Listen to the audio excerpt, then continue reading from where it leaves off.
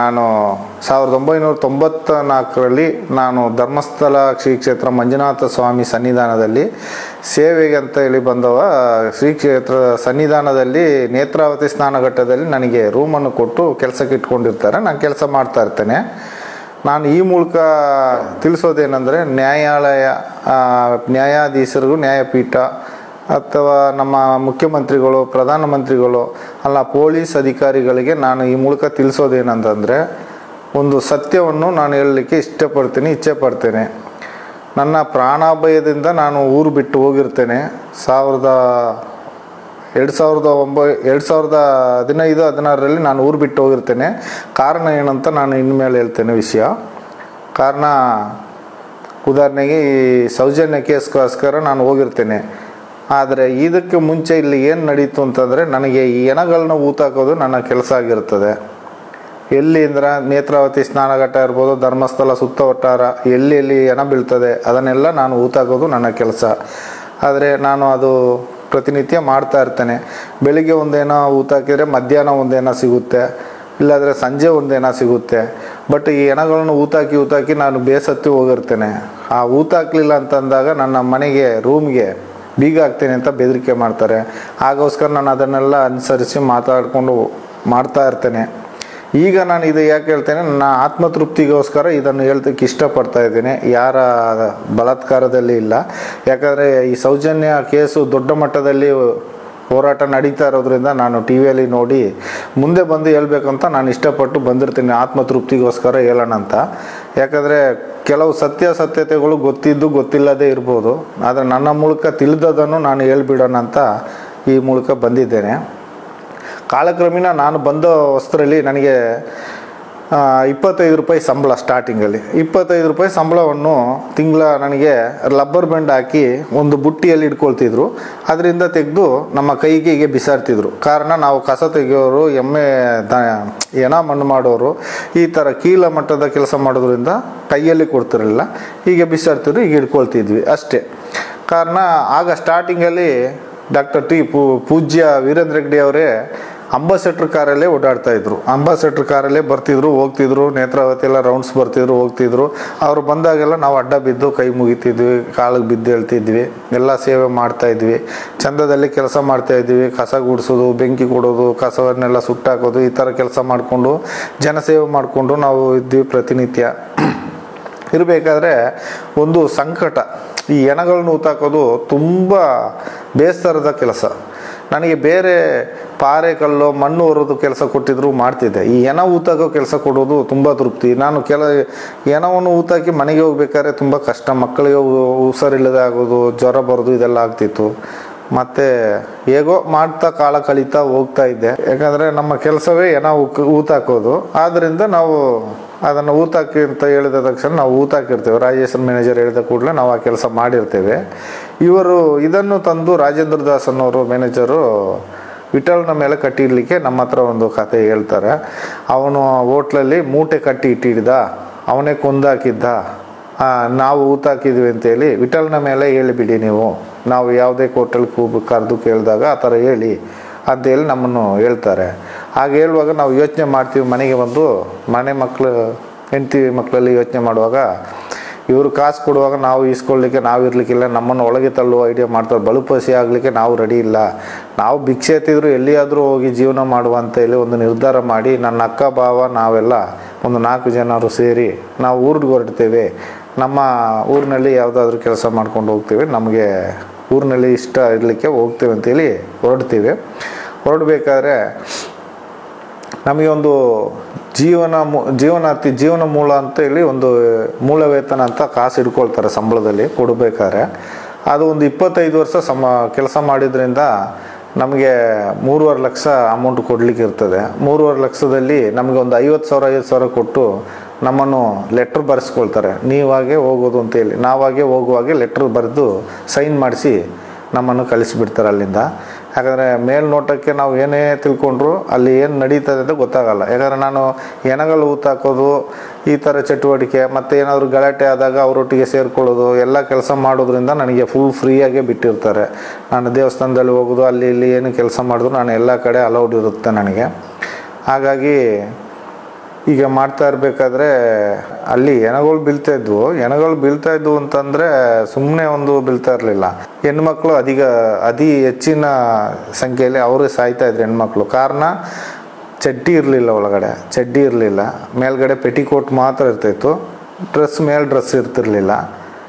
ಮತ್ತು ಸಾಲ ಬುಕ್ಕು ಈ ಥರ ಕೆಲವೊಂದು ಜಾಗದಲ್ಲಿತ್ತು. ಅದನ್ನು ನಾವು ಗುಂಡಿಲೇ ಹಾಕಿ ಮಣ್ಣು ಮಾಡಿದ್ದೀವಿ. ಕಾರಣ ಅಂದರೆ ಕೆಲವೊಂದು ಡೆಡ್ ಬಾಡಿಗಳಿಗೆ ಪೊಲೀಸ್ನವರೇ ಬರೋದಿಲ್ಲ. ಯಾಕಂದರೆ ಇವರು ಮಾಹಿತಿ ಕಚೇರಿ ಸಿಬ್ಬಂದಿಯವರು ಹೇಳಿ ಕಳಿಸಿದರೆ ಮಣ್ಣು ಮಾಡಿ ಬರಬೇಕು ನಮ್ಮ ಕೆಲಸ. ಅವ್ರು ತೋರಿಸಿದ್ದು ನಾವು ಮಾಡೋದು ಅಷ್ಟೇ ನಮ್ಮ ಕೆಲಸ. ಯಾಕಂದ್ರೆ ನಾವು ಮಾಡಲಿಲ್ಲ ಅಂದರೆ ನಮಗೆ ಅವರು ಬೈತಾ ಇರ್ತಾರೆ. ಯಾಕಂದರೆ ರೂಮ್ ಬೀಗ ಹಾಕ್ತೀವಿ, ಹಾಗೆ ಟಾರ್ಚಲ್ಲಿ ಇರ್ತದೆ. ನಮ್ಮ ಕೆಲಸ ಅದಾಗಿರೋದ್ರೆ ನಮ್ಗೆ ಮುಗಿದ್ರೆ ಸಾಕು, ನಾವು ನೆಮ್ಮದಿಯಾಗಿರ್ಬೋದು ಅಂತೇಳಿ ನಾವು ಹೋಗಿ ಗುಂಡಿ ತೆಗೆಯೋದು, ಮಣ್ಣು ಹಾಕೋದು, ಬರೋದು ನಮ್ಮದು ಈ ಕೆಲಸ.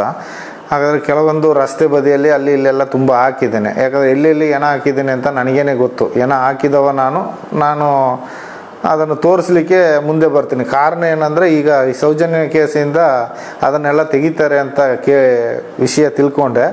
ಹಾಗೆ ತಿಳ್ಕೊಂಡು ನಾನು ಊತ ಹಾಕಿದ್ದನ್ನು ನಾನೇ ತೋರಿಸುವ ಮುಂದೆ ನಿಂತು.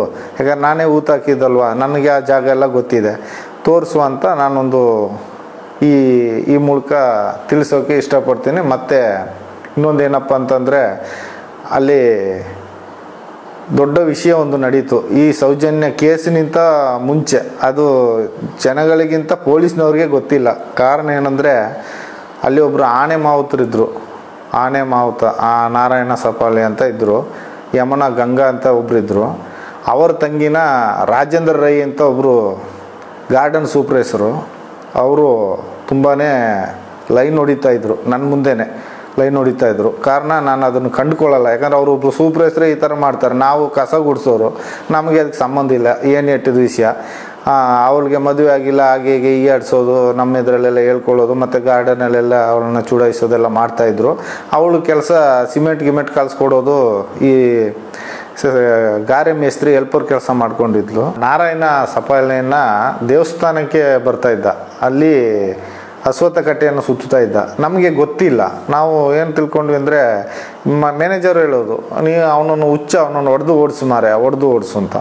ನಾವು ಮತ್ತೆ 4 ಜನ ರೂಮ್ ಬೈನವರೆಲ್ಲ ಹೋಗೋದು, ಸರಿ ಹೊಡಿಯೋದು, ಕಾಲಿನ ಮಂಡಿಗೆ ಕೇಲೆ ಹೊಡಿಯೋದು, ಸಖತ್ತಾಗಿ ಹೊಡೆದು ಓಡಿಸ್ತಾ ಇದ್ವಿ. ಪಾಪ ಬೈಕು ಓಡ್ತಾ ಇದ್ದ. ಮತ್ತು ರಿಕ್ಷಾದವ್ರು ಹೇಳ್ತಾ ಇದ್ರು, ಅವ ಹುಚ್ಚಲ್ಲ ಮಾರೆ, ಅವ ಇಲ್ಲಿ ಅವನೇ ಮಾವುತ, ಅವನದು ಜಾಗ ಎಲ್ಲ ಇದೆ, ಅವ ಇಲ್ಲೇ ಸ್ವಂತ ಮನೆ ಇದೆ ಮಾರೆ, ಅವನನ್ನು ಯಾಕೆ ಓಡಿಸ್ತೀನಿ ಅಂತ ರಿಕ್ಷಾದವ್ರು ಹೇಳುವಾಗ ಮತ್ತೆ ಗೊತ್ತಾಯ್ತು ನಮಗೆ ಇವ್ರನ್ನವನು ಅಂತ. ಮತ್ತು ಮಾವುತ ಅಂತ ಆಗ ಗೊತ್ತು ನಮಗೆ. ಮ್ಯಾನೇಜರ್ ಹೇಳಿದ್ದು ಅವನು ಹುಚ್ಚ, ಅವನನ್ನು ಒಳಗೆ ಬಿಡಬಾರ್ದು, ಓಡಿಸು ಅಂತ ಹೇಳ್ತಿದ್ರು. ನಾವು ಎಷ್ಟೇ ಹೊಡೆದು ಓಡಿಸಿದ್ರು ಅವನು ಅಶ್ವತ್ಥ ಕಟ್ಟೆಗೆ ಬಂದು ರೌಂಡ್ ಹಾಕೋದು, ಕೈ ಮುಗಿಯೋದೆಲ್ಲ ಹೋಗ್ತಿದ್ದ. ಆಗಿರ್ಬೇಕಾದ್ರೆ ಅವರು ರಾಜೇಂದ್ರ ಈ ಗಾರ್ಡನ್ ಸೂಪರ್ವೈಸರು, ಅವರು ಸಹ 2-3 ಸರಿ ಹೊಡೆದಿದ್ದಾರೆ. ಮತ್ತು ನಾವು ತುಂಬ ಸರಿ ಹೊಡೆದಿದ್ದೇವೆ, ನಮ್ಮನ್ನು ಹೊಡೆಸಿದ್ದಾರೆ. ಆಗ ಹೊಡೆಸಿದ್ದು ಈ ಥರ ಫಂಕ್ಷನು ಹೋಗಿ ಬರ್ಬೇಕಾದ್ರೆ ನಾವು ನೋಡಿರ್ತೀವಿ ಅಲ್ಲಿ ದೇವಸ್ಥಾನ KSRTC ಹೊಸ ಬಸ್ ಸ್ಟ್ಯಾಂಡ್ ಹತ್ರ. ಮತ್ತೆ ಬರಬೇಕಾದ್ರೆ ಮರುದಿವಸ ಕೊಲೆ ಆಗಿರುತ್ತೆ. ಕಾರಣ ಏನಂದರೆ ಇವರು ರಾಜೇಂದ್ರ ಈ ಟೀಮು ಸೇರ್ಕೊಂಡ್ಬಿಟ್ಟಿರುತ್ತೆ. ಕಾರಣ ಅದು ನಮಗೆ ಕಿವಿ ಮಾತು ಬಂದಿದೆ, ನಾವು ನೋಡಲಿಲ್ಲ ಅಂದರೂ ಅದು ಸತ್ಯ, ಅಪ್ಪಟ ಸತ್ಯ, ಖಚಿತವಾದ ಸತ್ಯ ಅದು. ಯಾಕಂದರೆ ಇವರು ಅವ್ರ ಮೇಲೆ ಕಣ್ಣಿತ್ತು ಫಸ್ಟೇ. ಯಾಕಂದರೆ ಮೊದಲೇ ಆ ಜಾಗ ಖಾಲಿ ಮಾಡಿಸ್ಲಿಕ್ಕೆ ಇವರನ್ನು ಓಡಿಸ್ತಾ ಇದ್ರು. ಯಾರು, ನಮ್ಮ ಹರ್ಷೇಂದ್ರ ಕುಮಾರ್ ಸನ್ನದನಿಗಳು. ಆದರೆ ಇವರು ಹೋಗ್ತಿರ್ಲಿಲ್ಲ, ಎಷ್ಟೇ ಗಡಿ ಬಿಡಿದ್ರು. ಇವರು ಮಕ್ಕಳು ಮರಿ ಯಾರು ಅಲ್ಲಿ ಇರ್ತಿರ್ಲಿಲ್ಲ, ಅವ್ರು ಮಾತ್ರ ಅಣ್ಣ ತಂಗಿ ಇಬ್ಬರೇ ಇರ್ತಾ ಇದ್ದದ್ದು. ಜಾಗ ಇತ್ತು. ಮತ್ತು ಅವರು ಗಾರೆ ಕೆಲಸಕ್ಕೆ ಹೋಗಿ ಬಂದು ಅದರಲ್ಲಿ ಜೀವನ ಮಾಡ್ತಾಯಿದ್ರು. ಇವರು ಪಾಪ ತಲೆಗಿಲೆ ಬಾಚ್ಕೊಂಡು ವೈಟ್ ಸಟ್ಟೆ ಪಂಚೆ ಉಟ್ಕೊಂಡು ಸುಮ್ಮನೆ ರೌಂಡ್ ಹೊಡಿಯೋದು, ಬರೋದು, ಹೋಗ್ತಾ ಇದ್ದರು.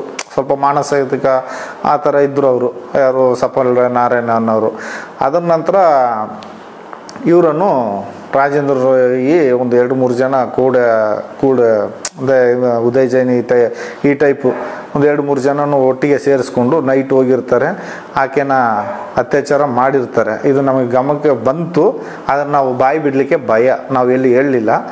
ಅದು ಮಾಡಿ ಅವರು ಆ ಟೈಮ್ಗೆ ಅಣ್ಣ ಎಂಟ್ರಿ ಆಯ್ತಾನೆ, ನಾರಾಯಣ ಸಪ್ಪಾಳೆ, ಅವನು ಹೊಡೆದು ಬಿಡ್ತಾರೆ. ಹೊಡೆದ್ಬಿಟ್ಟು ಪೆಟ್ಟಿ ಇರ್ತದೆ, ಕಬ್ಬಿಣದ ಪೆಟ್ಟಿಗೆ, ಅದನ್ನು ಬಿಚ್ಚಿ ತಗೊಂಡೋಗಿ ಅಷ್ಟು ದೂರದಲ್ಲಿ ಬೈಲಲ್ಲಿ ಬಿಸಾಡಿರ್ತಾರೆ. ಚಿನ್ನದ ಓಳೆ, ಬೆಂಡೋಳೆ ಇರುತ್ತೆ, ಅದನ್ನು ಅಲ್ಲಿ ಬಿಸಾಡ್ತಾರೆ. ನಾವು ಅರ್ಲಿ ಮಾರ್ನಿಂಗ್ ನಾವು ಕೆಲಸಕ್ಕೆ ಹೋಗ್ಬೇಕಾದ್ರೆ ಈ ಥರ ನ್ಯೂಸ್ ಅಂತ ಓಡೋಗಿ ನೋಡ್ತೇವೆ. ಆದರೆ ಅವರು ಎಲ್ಲ ಉತ್ಪತ್ತಿ ಮಾಡ್ತಾರೆ, ದೃಷ್ಟಿ ಮಾಡ್ತಾರೆ, ಎಲ್ಲ ರೂಂಬೈನವ್ರಿಗೆಲ್ಲ ಹೇಳಿ ಕೊಟ್ಟಿರ್ತಾರೆ ಅಷ್ಟೊತ್ತಿಗೆಲ್ಲ. ಕಳ್ಳರು ಬಂದಿದ್ರು ಅಂತ. ಕಳ್ಳರು ಬಂದರೆ ಚಿನ್ನ ತಗೊಂಡು ಓಡ್ತಾರೆ. ಅಲ್ಲಿ ಚಿನ್ನ ಅಲ್ಲೇ ಇತ್ತು, ಬೆಂಡೋಳೆಲ್ಲ ಅಲ್ಲೇ ಬಿದ್ದಿತ್ತು, ಆದರೆ ಏನೂ ಮುಟ್ಲಿಲ್ಲ. ಪೊಲೀಸ್ ನಾಯಿ ಬಂತು, ನಾಯಿ ಆ ಬೈಲಲ್ಲಿ ಒಂದು ರೌಂಡ್ ಹೋಗಿ ಬಂದು ಹೊಸ ಬಸ್ ಸ್ಟ್ಯಾಂಡ್ ಹತ್ರ ನಿಂತು ಸುಮ್ಮನೆ ಆಯಿತು. ಅಂದರೆ ಅಲ್ಲಿಗೆ ಕಳ್ಳ ಹೊಂಟೋದ ಅಂತೇಳಿ ಕತೆ ಕಟ್ಬಿಟ್ರು ಕಳ್ಳರು ಅಂತೇಳಿ. ಅದು ಮಾಡಿದೆಲ್ಲ ರಾಜೇಂದ್ರ ರೈಯೇ ಮಾಡಿದ್ದು ಅಂತ ಎಲ್ಲ ಅಪ್ಪಟ ಪ್ರಚಾರ ಆಗಿದೆ. ಒಂದು ಹೇಳೋದಂದ್ರೆ ಏನಂದರೆ, ಇದು ಸತ್ಯ ಸಂಗತಿ ವಿಷಯ. ಏನ ಬಿದ್ದಿದೆ ಅನ್ನೋದು ಅವ್ರಿಗೆ ಮಾಹಿತಿ ಗೊತ್ತಿರುತ್ತೆ, ಅವ್ರಿಗೆ ಮಾಹಿತಿ ಕಚೇರಿಯವ್ರಿಗೆ ಗೊತ್ತಿರುತ್ತೆ. ಅವರು ಫಸ್ಟೇ ನನಗೆ ಹೇಳಲ್ಲ, 1-2 ದಿವಸ ವೆಯ್ಟ್ ಮಾಡಿಸ್ತಾರೆ. ಕಾರಣ ಅವ್ರು ಫಸ್ಟೇ ಹೇಳಿದರೆ ಫ್ರೆಶ್ ಆಗಿ ಹೋಗುತ್ತೆ ಅಂತ.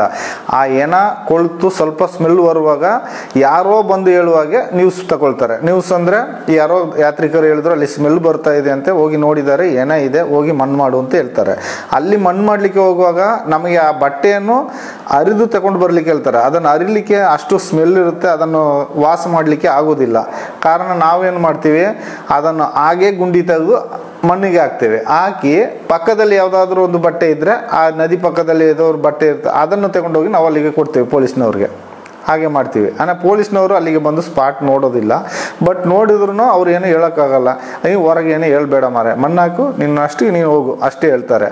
ಮತ್ತು ಅದೆಲ್ಲ ಮಾಡ್ತಾಯಿದ್ರು. ಇದು ನಡೆದ ಸಂಗತಿ. ಮತ್ತು ಎನಗಳೆಲ್ಲ ನಾವು ಮೊದಲೆಲ್ಲ ಈ ಅಂಬಾಸೆಡರ್ ಕಾರಲ್ಲಿ ತೊಗೊಂಡು ಹೋಗ್ತಾಯಿದ್ವಿ. ಅಂಬಾಸೆಡರ್ ಕಾರಲ್ಲಿ ತೊಗೊಂಡು ಹೋಗ್ಬೇಕಾದ್ರೆ ಒಬ್ಬರು ಡ್ರೈವರ್ ಮುಖ ತೋರಿಸ್ಮಾರೆ ನೋಡು ಅಂತ ಹೇಳಿದರು. ನಾನು ಸುಮ್ಮನೆ ಉದಾಹರಣೆಗೆ ಹಿಂದೆಗಡೆ ಬಾನೆಟ್ ಇದಿದೆ ನೋಡಿ, ಅದರಲ್ಲೇ ಹಾಕೋದು ಏನವನ್ನು, ಅದನ್ನು ತೆಗೆದು ತೋರಿಸಿದ್ದಕ್ಕೆ ಪೊಲೀಸ್ನವರು ನನ್ನನ್ನು ಬೈದರು. ನೀನು ಯಾರು ಪರ್ಮಿಷನ್ ಹೇಳಿದೆ, ಯಾಕೆ ಮರಿ ಈಗೆಲ್ಲ ಪಬ್ಲಿಕ್ ಮಾಡ್ತೀಯಾ, ತೋರಿಸ್ತೀಯಾ, ನೀನು ತೋರಿಸ್ಬಾರ್ದು ಹಾಗೆ ಅಂತ ಬೈದರು. ಅದು ತೋರಿಸಿದ್ದು ತಪ್ಪು ನಮ್ಮದು. ಯಾಕಂದರೆ ಅದು ಯಾರಾದರೂ ಸಂಬಂಧಿಕರಿದ್ದ ಗೊತ್ತಿದ್ದರೆ ನೋಡಿದ್ರೆ ಯಾರಾದರೂ ಪರಿಚಯ ಹೇಳ್ತಾರೆ ಅಂತ ನಾನು ಮನದಾಳದಿಂದ ತೋರಿಸ್ಬಿಟ್ಟೆ. ಅದು ನನ್ನನ್ನು ಬೈದ್ಬಿಟ್ರು.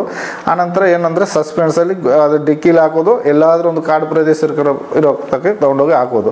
ಮತ್ತು ಧರ್ಮಸ್ಥಳದಲ್ಲಿ ಹೊಸ ಬಸ್ ಸ್ಟ್ಯಾಂಡ್ ಆಗುವ ಮುಂಚೆ ಹಳೆ ಬಸ್ ಸ್ಟ್ಯಾಂಡ್ ಇತ್ತು, ಅಣ್ಣಪ್ಪ ಸ್ವಾಮಿ ಬೆಟ್ಟದ ಎದುರುಗಡೆ ಇತ್ತು. ಆ ಬೆಟ್ಟದಲ್ಲಿ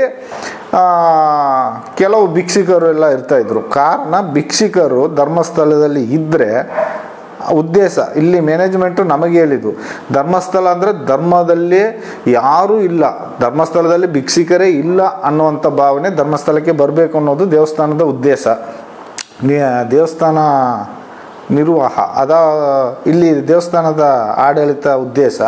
ಆದ್ದರಿಂದ ಯಾವುದೇ ಭಿಕ್ಷುಕ ಬಂದ್ರೂ ಸರಿ ಅವನನ್ನು ಒಳ್ಳೆ ಮಾತಿನಲ್ಲಿ ಕಳಿಸೋದಿಲ್ಲ, ಸರಿ ಹೊಡೆಯೋದು, ಮೊಣಕಾಲಿಗೆ ಮಂಡಿಯಿಂದ ಕೆಳಗೆ ಹೊಡೆದು ಅವನನ್ನು ಮಾಹಿತಿ ಕಚೇರಿಯಿಂದ 30 ರೂಪಾಯಿ ಕಾಸನ್ನು ಈಸ್ಕೊಂಡು ಒಂದು ಸಕಲೇಶ್ಪುರ, ಒಂದು ಮಂಗಳೂರು, ಈ ಕಡೆಯಲ್ಲಿ ಆದರೂ ಕಳಿಸ್ಬಿಡ್ತಿದ್ವಿ. ಅವ್ರು ಹೋಗ್ತಾರೆ, ಮತ್ತೆ ಮರುದಿವಸ ಬರ್ತಾರೆ. ಅಂಥವ್ರನ್ನು ಮಾಹಿತಿ ಕಚೇರಿ ಸಿಬ್ಬಂದಿಯವರೇ ರಾತ್ರಿ ಹೊತ್ತು ಅವನನ್ನು ಟವಲ್ ಹಾಕೋದು, ಎಳೆದಾಡೋದು ಎಲ್ಲ ಮಾಡುವಾಗ ಅವನು ಸತ್ತೋಗ್ತಾನೆ. ಏನ ಮಧ್ಯರಾತ್ರಿಗೆಲ್ಲ ಯಾರು ಇಲ್ಲ, ಅವ್ರವ್ರಿಗೂ ಮಲಗಿರ್ತಾರೆ. ಅವನನ್ನು ಬೆಳಿಗ್ಗೆ 7 ಗಂಟೆ 8 ಗಂಟೆ ಆಗುವಾಗ ನಾವು ಡ್ಯೂಟಿಗೆ ಹೋಗುವಾಗ ಅಲ್ಲಿ ತರಕಾರಿ ಗಾಡಿ ಇರುತ್ತೆ, ಆ ಗಾಡಿಯಲ್ಲಿ ಅವನನ್ನು ಹಾಕೋದು, ಕೊಟ್ಟು ಆರೆ, ಅದನ್ನು ಗುದ್ಲಿ ಆರೆ ಅಂತ ಹೇಳ್ತೇವೆ ಕನ್ನಡದಲ್ಲಿ, ಇಲ್ಲಿ ತುಳುನಾಡಲ್ಲಿ ಕೊಟ್ಟು ಆರೆ ಅಂತಾರೆ. ಅದನ್ನು ಹಾಕ್ಕೊಂಡು ಒಂದು ಹಳೆ ಬಟ್ಟೆಯನ್ನು ಮೇಲೆ ಮುಚ್ಚಿ ತಗೊಂಡು ಹೋಗಿ ಒಂದು ಕಡೆ ಮಣ್ಣು ಮಾಡೋದು. ಈ ಥರ ಕೆಲಸ ನಾವು ಮಾಡೋದು. ಅದು ಮಣ್ಣು ಮಾಡುವಾಗ ಪೊಲೀಸ್ನವರು ಬರೋದಿಲ್ಲ. ಅವ್ರು ಪೊಲೀಸ್ಗೆ ಇನ್ಫಾರ್ಮೇಷನ್ ಕೊಟ್ಟಾಗಿದೆ, ನೀವು ಹೋಗಿ ಮಾಡಿ ಬನ್ನಿ ಅಂತ ಹೇಳ್ಬಿಡ್ತಾರೆ ಮಾಹಿತಿ ಕಚೇರಿಗೆ. ನಮಗೇನು ಮಣ್ಣು ಮಾಡೋದು ಕೆಲಸ, ಕೊಂಡೋಗಿ ಮಾಡಿ ಬರ್ತೀವಿ. ಈ ಥರ ಕೆಲಸ ದಿನನಿತ್ಯ ನಾವು ಅಲ್ಲಿ ಮಾಡ್ತಾ ಇರ್ತೀವಿ. ನಮ್ಮ ಕೆಲಸ ಉದ್ಯೋಗವೇ ಅದೇ ಇರುತ್ತೆ, ಬೇರೆ ಏನು ಮಾಡೋಕ್ಕಾಗಲ್ಲ. ನನಗೆ ಒಂದು ಆಸೆ ಬಂತು, ಯಾಕಂದರೆ ನಾನೇ ಊತಾಕಿರೋ ಜಾಗ ಇರೋದ್ರಿಂದ ನಾನು ತೋರಿಸುವ ಅನ್ನೋ ಕುತೂಹಲ ಮನಸ್ಸಿಂದ ಕೆಳರ್ತಾ ಇದೆ. ಯಾಕಂದರೆ ನನಗೆ ಎನ ಊತಾಕಿ ಮನಸ್ಸಲ್ಲಿ ಅದೇ ಎನದ ಚಿಂತೆ ಆಗಿಬಿಟ್ಟಿದೆ. ಸರಿ, ಇನ್ನು ಮುಂದೆ ಈಗ ನಾನು ತಿಳ್ಕೊಂಡು ಎಡೆಯಲ್ಲೊಂದು ಸರಿ ವಿಚಾರಿಸಿ ನೋಡಿದೆ, ಎನಗಳೇ ಬೀಳೋದಿಲ್ಲ ಅಂತೆ ಧರ್ಮಸ್ಥಳದಲ್ಲಿ. ನನಗೆ ತುಂಬ ಸಂತೋಷದ ಸುದ್ದಿ, ಹೀಗೆ ಇರ್ತಾ ಇದ್ರೆ ನಾನು ಇರ್ತಿದ್ನೆ ಅಂತ. ಈಗ ಎನಗಳೇ ಬೀಳೋದಿಲ್ಲಂತೆ. ಹಾಗಾಗಿ ಈಗ ನಾನು ಊತಾಕಿದ ಜಾಗ ಎಲ್ಲೆಲ್ಲಿ ಊತಾಕಿದ್ದೀನಿ ಎಲ್ಲ ನನಗೆ ಗೊತ್ತಿದೆ. ಹಾಗೆ ಎಲ್ಲಿಯಾದರೂ ಒಂದು ವೇಳೆ ಈ ಸಂಘ ಪರಿವರ್ತನೆಯಲ್ಲಿ ನ್ಯಾಯಾಲಯದಿಂದ ಒಂದು ಆದೇಶ ಬಂದರೆ ನಾನು ಖಂಡಿತ ಅದನ್ನು ತೋರಿಸ್ತೇನೆ ನಿಮಗೆ. ಎಲ್ಲೆಲ್ಲಿ ಹೆಣ ಊತಾಕಿದ್ದೇನೆ ಎಲ್ಲ ಹೆಣವನ್ನು ನಾನು ತೋರಿಸ್ತೇನೆ. ಈಗ ಹೆಣಗಳು ಬೀಳೋದಿಲ್ಲ ಅಂತೆ, ಸೌಜನ್ಯ ಕೇಸಿನ ನಂತರ ಹೆಣಗಳೇ ಬೀಳೋದಿಲ್ಲ ಅಂತ ನಾನು ಕೇಳಿದೆ, ವಿಷಯ ತಿಳಿಯಿತು. ಹಾಗಾದರೆ ಹೆಣಗಳು ಅದರ ಮುಂಚೆ ಯಾಕೆ ಅಷ್ಟು ಹೆಣಗಳು ಬೀಳ್ತಿತ್ತು ಅಂತ ನನಗೆ ಗೊತ್ತಿಲ್ಲ. ನನಗೆ ಆಶ್ಚರ್ಯ ಆಗ್ತಾ ಉಂಟು. ಯಾಕಂದ್ರೆ ಅದರ ಮುಂಚೆ ಹೆಣಗಳು ಒಂದು ದಿನಕ್ಕೆ 2, 3, 4 ಈ ಥರ ಬೀಳ್ತಾ ಇದ್ದ ಹೆಣಗಳು ಇವಾಗ ತಿಂಗಳಿಗೆ ಒಂದು ಹೆಣ ಬೀಳೋದಿಲ್ಲ ಅಂತೆ. ಹಾಗಾದರೆ ಇದು ಏನು ಆಶ್ಚರ್ಯ ಸಂಗತಿ ಅಂತ ನನಗೆ ಗೊತ್ತಾಗ್ತಾ ಇಲ್ಲ. ಆಶ್ಚರ್ಯ ಆಗ್ತಾ ಉಂಟು ನನಗೆ, ಯಾಕೆ ಹೆಣಗಳು ಬೀಳ್ತಾ ಇಲ್ಲ ಅಂತ. ಇಲ್ಲಿ ಈ ಹೆಣಗಳು ಊತಾಕಿದ್ರಲ್ಲಿ ಹೆಚ್ಚು ಹೆಣ್ಣು ಮಕ್ಕಳ ಹೆಣಗಳು ಜಾಸ್ತಿ ಊತಾಕಿದ್ದೀನಿ ಒಂದು. ಎರಡನೇದಾಗಿ ನಮ್ಮ ಸಾಲ ಮಕ್ಕಳು ಜಾಸ್ತಿ. ಸಾಲ ಮಕ್ಕಳು ಅಂದರೆ ನನಗೆ ಯಾವ ಡೌಟಲ್ಲಿ ಬರ್ತದಂದರೆ, ಈಗ ನೋಡಿ ಪೆಟಿಕೋಟ್ ಹಾಕಿದ್ದಾರೆ, ಚಡ್ಡಿ ಇರೋದಿಲ್ಲ, ಸೊಂಟಕ್ಕೆ ಸೀರೆ ಕಟ್ಟಿರ್ತಾರೆ, ಸೀರೆ ಕಟ್ಟಿ ಇಳಿಸ್ಬಿಟ್ಟಿರ್ತಾರೆ ನದಿ ಸೈಡಲ್ಲಿ. ಕೇಳಿದರೆ ಸೇತುವೆಯಿಂದ ಕೆಳಗೆ ಹಾಕ್ತಾರಾ ಏನು ಮಾಡ್ತಾರೆ ಮಧ್ಯರಾತ್ರಿಯಲ್ಲಿ ಗೊತ್ತಾಗೋದಿಲ್ಲ. ಅದನ್ನು ಮಣ್ಣು ಮಾಡಿದೆ. ಮತ್ತು 2 ಕೇರಳ ಹೆಂಗಸರು ಅದನ್ನು ಮಣ್ಣು ಮಾಡಿದ್ದು ಜಾಗ ಗೊತ್ತಿದೆ. ಮತ್ತು ಮೈಸೂರಿಂದ ಬಂದ ಒಂದು ಹೆಂಗಸನ್ನು ಆ್ಯಸಿಡ್ ಹಾಕಿ ಸುಟ್ಟಿದ್ದಾರೆ, ಅದನ್ನು ಮಣ್ಣು ಮಾಡಿದ ಜಾಗ ಗೊತ್ತಿದೆ. ಆನಂತರ ಈ ಒಂದು ಹೆಣ್ಣು ಮಗು ಮಾತ್ರ ಪೆಟಿಕೋಟ್ ಹಾಕಿತ್ತು, ಒಳ ಚಡ್ಡಿ ಇಲ್ಲ, ಸಾಲ ಬುಕ್ಕು ದಾಖಲಾತಿ ಎಲ್ಲ ಇತ್ತು. ಆದರೆ ಪೊಲೀಸ್ನವರು ಅವತ್ತು ಬಂದು ನೋಡಿಬಿಟ್ಟು ಪಟ್ರಾಮೆ ಅಂತ ಊರ ಹೆಸರು ಓದಿದ್ರು. ನಾನು ಹೇಳಿದೆ, ಸರ್ ಹಾಗಾದರೆ ಕರೆಸಿ ಸರ್ ತಗೊಂಡು ಹೋಗ್ಲಿ, ನಮಗೂ ಕೆಲಸ ಮಿಗ್ತದೆ ಅಂತ ಹೇಳಿದಕ್ಕೆ, ಬೇಡ ಹಾಕು ಮುಚ್ಚಾಕ ಆಚೆ ಅಂತ ಹೇಳಿಬಿಟ್ರು. ನಾನು ಆ ಬುಕ್ಕು ಆ ಮಗುವನ್ನು ಅದರಲ್ಲೇ ಹಾಕಿಬಿಟ್ಟೆ. ಆ ಹುಡುಗಿಯನ್ನು ಪಾಪ ಮಣ್ಣು ಮಾಡಿದೆ. ನನಗೆ ಸ್ವಲ್ಪ ಅಕ್ಕಪಕ್ಕ ಟ್ಯಾಪಿಂಗ್ನವರು ಇದ್ದಾರೆ, ಮನೆಯವರು ವಾಸದವರು, ಅವರು ಬಕೆಟ್ ನೀರು ಗೀರೆಲ್ಲ ತಂದು ಕೊಟ್ಟು ಸಹಕರಿಸಿದರು. ಕಾರಣ ಏನಂದರೆ ಅವರು ಹೋಗುವ ರಸ್ತೆ ಅದು, ಅದರಿಂದ ಅವರು ಕೊಟ್ಟು ಸಹಕರಿಸಿದರು. ಅದು ಆಗಿ 2-3 ದಿವಸದ ನಂತರ ಈ ನ್ಯೂಸು ಗೊತ್ತಾಗಿದ್ದರಿಂದ ಎಲ್ಲ ಸ್ಮೆಲ್ಲು ಮತ್ತು ಹೊಟ್ಟೆಯನ್ನು ಲೈಟಾಗಿ ಬಗೆದು ಯಾರು ತೆಗೆದು ಮಣ್ಣಿಗೆ ಹಾಕಿ ಹಾಗೆ ಮಣ್ಣು ಮಾಡಿಬಿಟ್ಟೆ. ಕೆಲವೊಂದು ಹೆಣಗಳಿಗೆ ಪೊಲೀಸ್ ಬಂದಿದ್ದಾರೆ, ಕೆಲವೊಂದು ಹೆಣಗಳಿಗೆ ಪೊಲೀಸೇ ಬರೋದಿಲ್ಲ. ಕೆಲವೊಂದು ಹೆಣಗಳನ್ನು ಮಣ್ಣು ಮಾಡಿ ಬರ್ಲಿಕ್ಕೆ ಹೇಳ್ತಾರೆ, ಮಣ್ಣು ಮಾಡಿ ಬರ್ತೇನೆ, ನನ್ನ ಕೆಲಸ ಅದೇ. ಯಾಕಂದರೆ ಇದನ್ನು ನಾನು ಯಾಕೆ ಹೇಳ್ತೇನೆ, ಈ ನ್ಯಾಯಪೀಠಕ್ಕೆ ಯಾಕೆ ಹೇಳ್ತೇನೆ ಅಂತಂದರೆ, ನಾಳೆ ಪೊಲೀಸ್ನವ್ರ ಮುಂದೆ ಹೋಗಿ ನಾನು ಅದನ್ನು ತೆಗೆದು ತೋರಿಸ್ತೀನಿ ಅಂದರೆ ನನ್ನ ಜೀವಕ್ಕೆ ರಕ್ಷಣೆ ಇಲ್ಲ. ಈ ನ್ಯಾಯಪೀಠದಿಂದ ನನಗೆ ರಕ್ಷಣೆ ಕೊಡೋದಾದರೆ ನಾನು ಖಂಡಿತ ಅದನ್ನು ಅಲ್ಲಲ್ಲೇ ನಾನು ತೆಗೆದು ತೋರಿಸ್ತೇನೆ. ನಾನು ಊತಾಕಿದ ಜಾಗವನ್ನು ಅಲ್ಲಲ್ಲೇ ತೆಗೆದು ತೋರಿಸ್ತೇನೆ. ಈ ಕಾರಣ ಯಾಕೆ ಹೇಳ್ತಾ ಇದ್ದೀನಿ ಅಂತಂದರೆ, ಧರ್ಮಸ್ಥಳ ನ್ಯಾಯಾಲಯಕ್ಕೆ ಮೇಲೆ ಇದೆ, ನ್ಯಾಯಾಲಯ ಪೀಠಕ್ಕೆ ಮೇಲೆ ಇದೆ ಅಂತ ನಾನು ಹೇಳೋದು ಅಂತಂದರೆ, ನ್ಯಾಯದ ಮುಂದೆ ಯಾವುದೂ ಇಲ್ಲ. ಆದರೆ ಧರ್ಮಸ್ಥಳದ ಮುಂದೆ ನ್ಯಾಯವನ್ನು ತಗ್ಗುವಂಥ ಪರಿಸ್ಥಿತಿ ಇದೆ.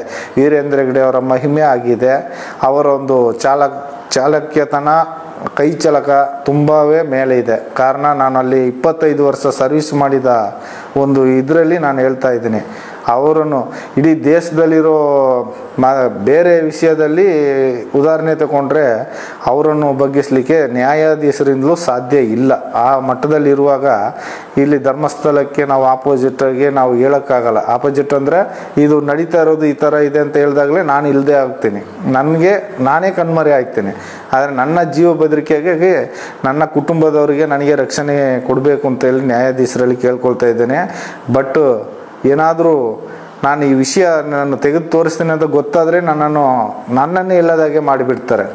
ಆ ಕಾರಣಕ್ಕೆ ನಾನು ರಕ್ಷಣೆ ಕೇಳ್ತಾ ಇದ್ದೀನಿ ನ್ಯಾಯಾಧೀಶರಲ್ಲಿ, ಮುಖ್ಯಮಂತ್ರಿಗಳಲ್ಲಿ ಕೇಳ್ಕೊಳ್ಳೋದೇನೆಂದರೆ, ಈ ಮೂಲಕ ನಾನು ಬೆಳ್ತಂಗಡಿ ಪೊಲೀಸರ ಮೇಲೆ, ಧರ್ಮಸ್ಥಳ ಪೊಲೀಸರ ಮೇಲೆ ನಂಬಿಕೆ ಇಲ್ಲ. ಕಾರಣ ಏನಂದರೆ, ನನ್ನ ಮುಂದೆನೇ ಈಗ ತುಂಬ ಸರಿ ನಾನು ನೋಡಿದ್ದೇನೆ, ಸಾಯಂಕಾಲ ಒಂದು 8:30-9 ಗಂಟೆ ಆಗುವಾಗ ಸಪ್ರೇಟಾಗಿ ಪೊಲೀಸ್ನವ್ರಿಗೆ ಕವರಲ್ಲಿ ಅಮೌಂಟು ಗೌರ್ಮೆಂಟ್ ಸಂಬಳ ಬರೋ ಮುಂಚೆ 1 ತಾರೀಕು ಬರೋ ಮುಂಚೆನೇ ಟೆಂಪಲಿಂದ ಸಂಬಳ ಹೋಗುತ್ತೆ. ಆದ್ದರಿಂದ ನನಗೆ ಇಲ್ಲಿ ಲೋಕಲ್ ಪೊಲೀಸ್ ಮೇಲೆ ನನಗೆ ನಂಬಿಕೆ ಇಲ್ಲ, ಭಯಾನಕವಾದ ಭಕ್ತಿ ಇದೆ, ನನಗೆ ಭಯ ಇದೆ. ಆದ್ದರಿಂದ ಹೊರಗಿನ ಪೊಲೀಸು ನಮಗೆ ಸಂಪೂರ್ಣ ರಕ್ಷಣೆ ಕೊಟ್ಟರೆ ನ್ಯಾಯಾಧೀಶರ ಮೂಲಕ ಈ ಹೆಣಗಳನ್ನು ನಾನು ಅಸ್ಥಿಪಂಜರಗಳನ್ನು ತೆಗೆದು ತೋರಿಸ್ಲಿಕ್ಕೆ ನಾನು ಮುಂದಾಗಿರ್ತೇನೆ. ದಯಮಾಡಿ ನನಗೆ ಇದೊಂದು ಹೆಲ್ಪ್ ಮಾಡಬೇಕು ಅಂತ ನಾನು ನ್ಯಾಯಾಧೀಶರಲ್ಲಿ ಬೇಡ್ಕೊಳ್ತಾ ಇದ್ದೇನೆ. ತುಂಬ ಶಾಲೆ ಮಕ್ಕಳ ಡೆಡ್ ಬಾಡಿ ಸಿಕ್ಕಿತ್ತು. ಅದರಲ್ಲಿ ಒಂದು ಡೆಡ್ ಬಾಡಿ ಮಾತ್ರ ಊತಾಕ್ಬೇಕಾದ್ರೆ ಬುಕ್ಕು ಬ್ಯಾಗ್ ಸಮೇತ ಇತ್ತು. ಅದನ್ನು ಪೊಲೀಸ್ನವರೊಬ್ಬರು ಎತ್ತಿ ಓದುವಾಗ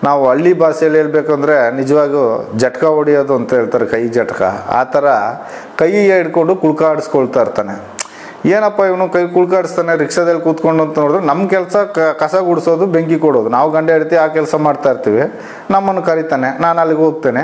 ಹೋಗುವಾಗ ಹಿಡ್ಕೊಂಬಾರೆ ಕೈಯಲ್ಲಿ ಅಂತ ಹೇಳ್ತಾನೆ. ನಾವು ಅದನ್ನು ಅವನ ಕೈಯಲ್ಲಿ ಇಟ್ಕೊಳ್ಬೇಕಂತ, ಅವನ ಒಂದು ಯಂತ್ರವನ್ನು ನಾವು ಕೈಯಲ್ಲಿ ಇಟ್ಕೋಬೇಕು ಅಂತ ಹೇಳ್ತಾನೆ. ಈ ಭಾಷೆಯನ್ನು ನಾನು ನ್ಯಾಯಾಲಯ ಮುಂದೆ ಹೇಳಲಿಕ್ಕೆ ನನಗೆ ಸಂಕೋಚ ಆಗುತ್ತೆ. ಅವನು ಆ ಥರ ಒಂದು ಕ್ರೂರವಾದ ಒಂದು ಇದು ಮಾಡ್ತಾರೆ. ಏನು ಮಾರೆ ಹೆಣ್ಮಕ್ಳಿದ್ದಾರೆ, ಹೆಂಗಸ್ರಿದ್ದಾರೆ, ಈ ಥರ ಎಲ್ಲ ಮಾಡ್ತೀಯ, ನಾಚಿಕೆ ಆಗಲ್ವ ಅಂದರೆ ಅದೆಲ್ಲ ಏನಾಗಲ್ಲ ಮಾರೆ, ಹಿಡ್ಕೊಂಬಾರೆ ಏನಾಗಲ್ಲ, ನೋಡು ಹೇಗಿದೆ ನಂದು, ಹೇಗಿದೆ ನೋಡು ಅಂತ ಹೇಳ್ತಾನೆ. ಆ ಥರದ ಒಂದು ದೊಡ್ಡ ಕ್ರೂರ ಪಾಪಿ ಅಂದರೆ ದೊಡ್ಡ ಕ್ರೂರ ಪಾಪಿ. ಯಾಕಂದರೆ ಅವನು ಎಲ್ಲಿ ಬೇಕೋ ಆ ಥರ ಒಂಟಿ ಹೆಂಗಸರೆಲ್ಲ ಸಿಕ್ಕಿದ್ರೆ ಬಾಡಿಗೆ ಮಾಡೋ ಥರ ಹೋಗೋದು, ಕರ್ಕೊಂಡು ಹೋಗೋದು.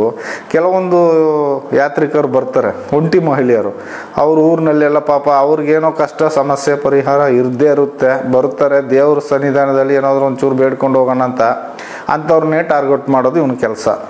ಆ ಹೆಂಗಸರನ್ನು ಕರ್ಕೊಂಡು ಹೋಗೋದು, ಎಲ್ಲಾದರೂ ಒಂದು ಕಡೆ ಕಾಡು ಇದ್ದ ಕಡೆ ಹೋಗೋದು, ಏನೋ ಮಜಾ ಮಾಡೋದು, ಅವ್ರಿಗೆ ಕಾಸು ಕೊಡ್ತಾನೆ ಇಲ್ವೋ ಗೊತ್ತಿಲ್ಲ. ಈ ಥರದ ಉದ್ಯೋಗದಲ್ಲಿ ಅವನು ತುಂಬ ತಡ್ಕೋತಾನೆ. ಆದರೆ ರಿಕ್ಷಾದವರೆಲ್ಲ ಬೈತಾರೆ, ನೀನೇನೋ ಬಾಡಿಗೆ ಲೈನಲ್ಲೇ ಮಾಡೋದಿಲ್ಲ, ಎಲ್ಲ ನೀನು ಓದ್ತಾವೆಲ್ಲ ಬಾಡಿಗೆ ಮಾಡ್ತೀಯ, ನಾವೆಲ್ಲ ಶಿಸ್ತಾಗಿ ಲೈನಲ್ಲಿ ಹೋಗ್ತೀವಿ ಅಂತಂದರೆ ಇವನು ಕೇಳೋದಿಲ್ಲ. ಕೇಳಿದ್ರೆ ನಾನು ಜೈನರು, ನಾನು ಹೆಗ್ಡೆಯವರು, ಹಾಗೆ ಹೀಗೆ ಅಂತ ಏನಾದರೂ ಒಂದು ಹೇಳ್ಕೊಂಡು ಕತೆ ಓಡಿಸ್ತಾ ಇರ್ತಾನೆ. ಇವನ ಲೈಫ್ ಹೀಗೆ. ಆದರೆ ಆ ಮಲ್ಲಿಕ್ ಜೈನ್ನ ತಗೊಂಡ್ರೆ, ಮಲ್ಲಿಕ್ ಜೈನ್ ಏನು ಮಾಡ್ತಾನಂದರೆ ರತ್ನಗಿರಿ ಬೆಟ್ಟಕ್ಕೆ ಬರುವ ಅಗತ್ಯ ಇರಲ್ಲ, ಬಾಹುಬಲಿ ಬೆಟ್ಟಕ್ಕೆ. ಕಾರಣ ರತ್ನರಾಜರಂತ ಸ್ಟುಡಿಯೋ ಇಟ್ಟಿರ್ತಾರೆ, ಅವರು ಸಂಬಂಧ ಅಂತ ಹೇಳ್ಕೊಡ್ತಾರೆ, ಇರ್ಬೋದು. ಯಾಕಂದರೆ ಆಗ ಎಲ್ಲ ಅವರು ಸ್ಟುಡಿಯೋದಲ್ಲಿ ಫೋಟೋ ತೆಗಿಬೇಕಾದ್ರೆ ಫೋಟೋ ತೆಗಿಯೋದು ಒಂದು ವಾರಕ್ಕೊಮ್ಮೆ ಅವ್ರವ್ರ ಮನೆಗೆ ಪೋಸ್ಟ್ ಮಾಡೋದು, ಈ ಥರ ಕೆಲಸ. ರಾಘವೇಂದ್ರ ಅಂತ ಒಬ್ರು ಇರ್ತಾರೆ.